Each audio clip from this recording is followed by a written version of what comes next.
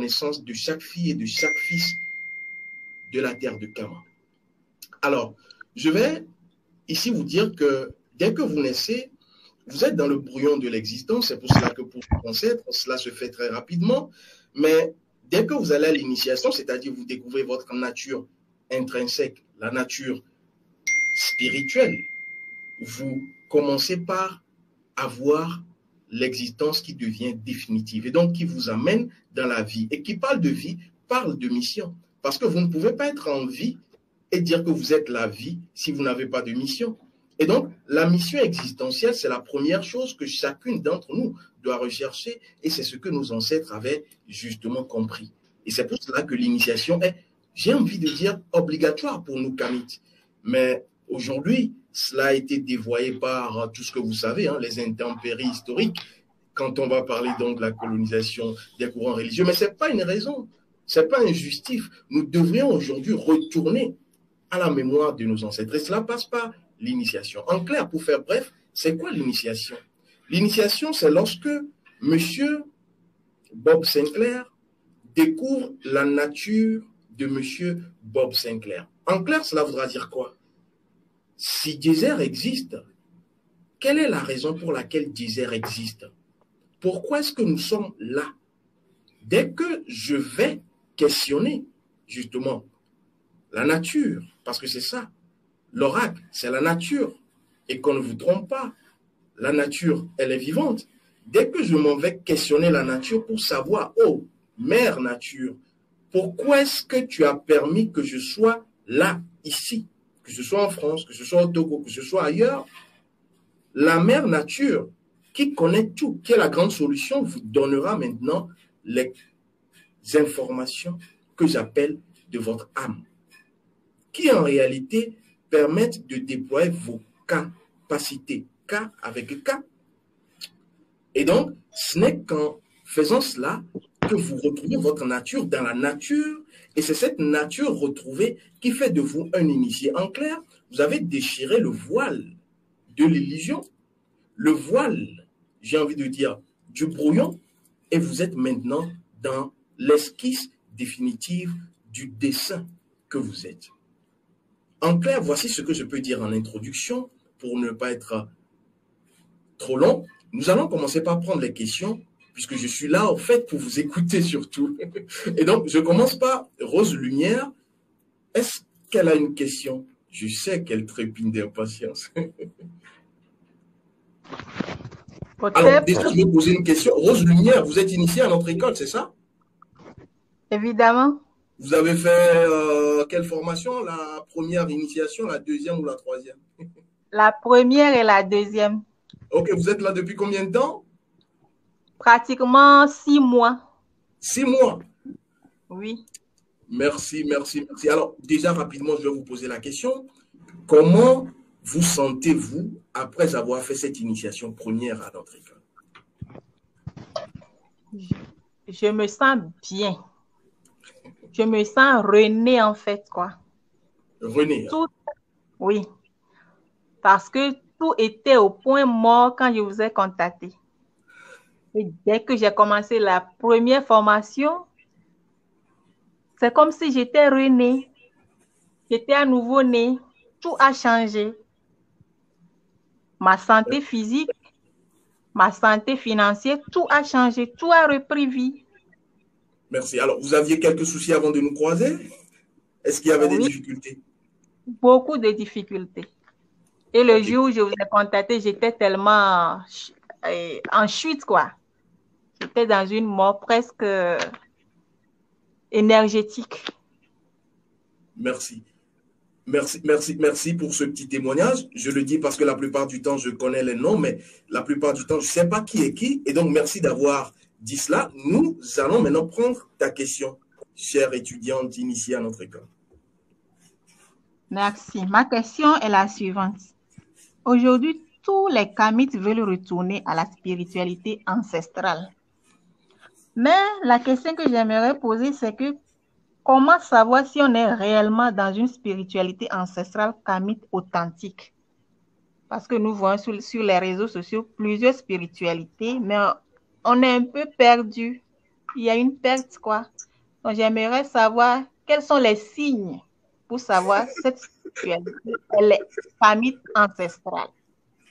Merci pour la Merci. question. Alors, vous faites bien de poser cette question, hein, parce que de toute façon, il faut le dire, j'ai envie de dire, tous les domaines, justement, sont, j'ai envie de dire, à l'affût. Et quand on parle de spiritualité ancestrale, c'est normal, parce que les ancêtres sont en train de ramener Kama à sa position initiale. Et aujourd'hui, surtout lorsqu'on parle de, je dirais, d'ère du Verseau, même si je dis que l'ère, c'est le temps qu'il fait chez vous, on peut être dans l'ère du Verseau sans subir l'ère du Verseau.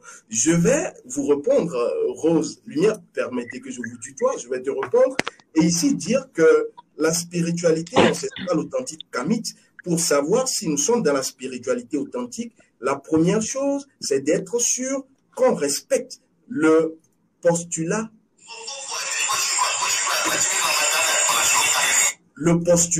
d'antériorité. Qu'est-ce que j'appelle le postulat d'antériorité? La première chose distinctive et qui fait remarquer qu'on est dans une spiritualité ancestrale, authentique, c'est que les activités, j'appelle activités les rites, les cérémonies, tout ce que vous aurez à faire doivent avoir été faits par les prédécesseurs. Parce que qui parle d'ancestralité parle de tradition. Et la tradition, vous savez bien que c'est justement ce qui a été fait avant nous.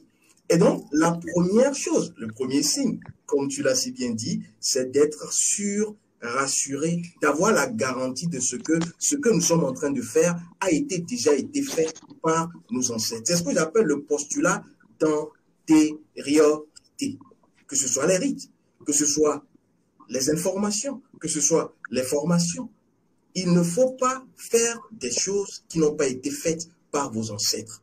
Et d'ailleurs, je reçois beaucoup de personnes étudiantes à notre école qui me parlent de beaucoup d'autres aventures faites, mais beaucoup de personnes également curieuses qui viennent à nous, qui ont déjà fait. Et j'ai été réveillé nuitamment plusieurs fois en ce qui concerne justement ces péripéties. Et donc, je vous dirais de pouvoir remarquer d'abord le postulat d'antériorité. Deuxième chose, c'est surtout de pouvoir distinguer les rites panafricains des rites kamites. Parce qu'aujourd'hui, la tendance, la mode, c'est justement l'Afrique. Et c'est normal parce que dans le monde astral, lorsque vous regardez, l'Afrique est en train justement de reprendre sa place perdue. Et donc, vous verrez beaucoup de personnes parler de l'Afrique, mais ne vous trompez pas. Ce n'est pas toute personne qui parle de l'Afrique qui est pour l'Afrique. Et d'ailleurs, vous pouvez remarquer cela dans le courant panafricain aujourd'hui. Lorsqu'on parle de panafricanisme, ce n'est pas forcément le kamitisme. Le kamitisme, c'est retourner aux valeurs ancestrales de nos ancêtres, c'est-à-dire être aussi bien dans le culturel, dans la tradition, dans la pratique, les rites, être justement dans ce qui a constitué l'efficacité de nos ancêtres. En clair, tout ce que nos ancêtres ont fait, les rites, les cérémonies, les initiations, exécuter parfaitement ce qu'ils et ce qu'elles ont fait. Mais vous aurez des rites panafricains qui, vous ne devez pas les accabler, hein? Chacun parle de l'Afrique et chacun prêche pour ça s'appelle. Mais ces rites panafricains, leur exclusivité, c'est qu'on va emprunter un peu des religions, on va emprunter un peu des courants philosophiques. Ça peut être l'hindouisme, le sikhisme, ça peut être la spiritualité orientale. Mais on va donc vous faire un cocktail et vous présenter cela, mais faites attention parce que c'est un rite où ce sont des spiritualités panafricaines qui ne sont pas des spiritualités kamites. Et d'ailleurs, vous pouvez le voir, je prends toujours l'exemple de notre doyen Doumbia, Fakoli Doumbia, qui a été justement dans plusieurs, je dirais, péripéties événementielles récemment. Vous avez entendu les kamites, mais combien de panafricains avez-vous entendu? Ça, c'est la question. Et donc, vous devrez savoir que nous tous, nous parlons de l'Afrique. Vous ne devez pas blâmer les panafricains, mais vous devrez savoir qu'il y a une distinction entre panafricains et kamites. Même si on peut être panafricain et être kamite. On peut également être kamite, mais vous devrez savoir qu'il y a une distinction nette à faire. Voici les deux éléments pour ne pas être long que vous devrez avoir à l'idée. Je ne sais pas si j'ai répondu à Rose Lumière.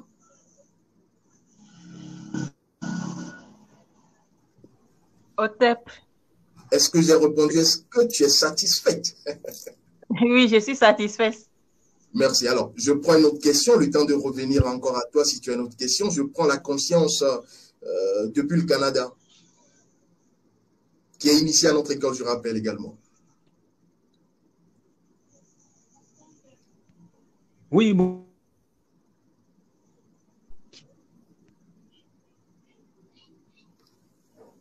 Activez le micro.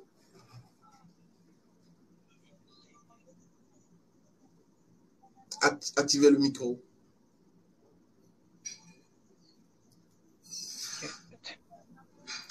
Ok, c'est bon. Allez-y.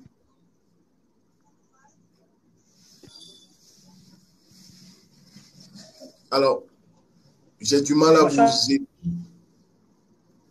Il y a des micro-coupures là. Est-ce que vous me recevez? Conscience depuis le Canada. Oui, je reçois. Voilà. Alors, vous avez suivi la formation de base à notre école, vous êtes initié. Alors, comment est-ce que vous vous sentez après cette initiation?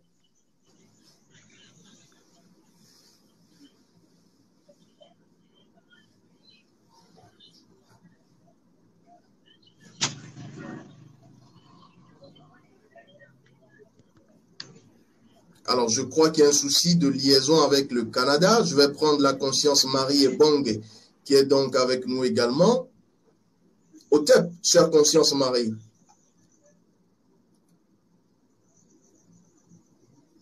Est-ce qu'elle nous reçoit? Alors, je vais prendre la conscience Osira. Si elle... Otep, oui. Otep oui, Osira. Otep, je suis avec vous. Alors, super. Je suis vraiment contente d'être là pour cette première fois. Alors, j'ai une question par rapport...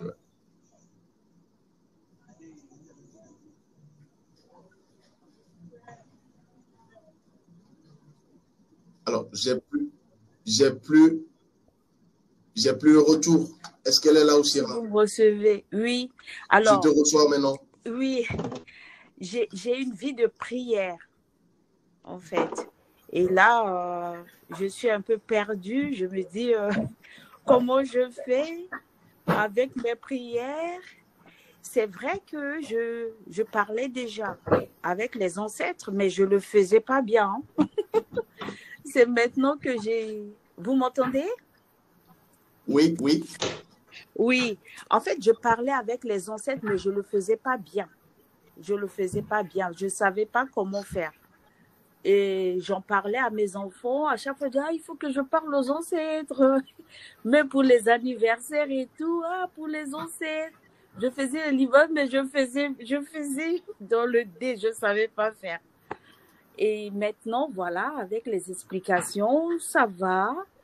Et ça fait juste quelques jours, mais quand j'entends en fait, quand j'entends des enseignements là, Kamit, eh bien, je dors. Je ne sais pas quel est. Carrément, hein? Oui, je dors.